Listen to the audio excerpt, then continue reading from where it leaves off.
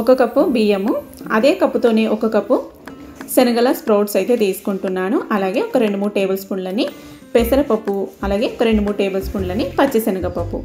వీటితో ఇన్స్టెంట్గా అప్పటికప్పుడే 1 పాట్ రెసిపీ బ్రేక్ఫాస్ట్కైనా, డిన్నర్లోకైనా, లంచ్లోకైనా సూపర్ టేస్టీగా ఉంటుంది అండ్ హెల్దీ కూడా. హై ప్రోటీన్ బ్రేక్ఫాస్ట్ అని కూడా అనొచ్చండి.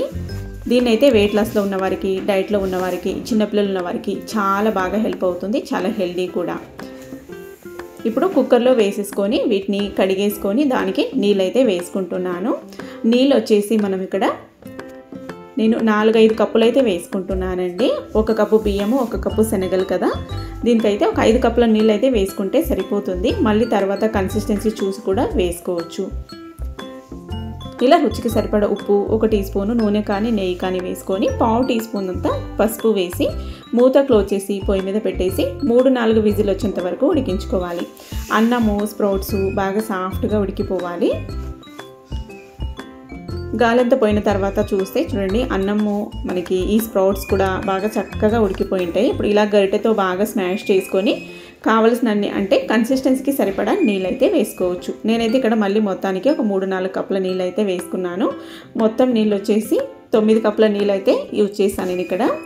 ఇలా బాగా గరిటెతో మిక్స్ చేసుకొని పొయ్యి మీద అలా ఉడికించుకుంటూ ఉండాలి. అలాగే కొద్దిగా కొత్తిమీర తురుము వేసుకొని పక్కకి ఉడకడానికి పెట్టేద్దాం.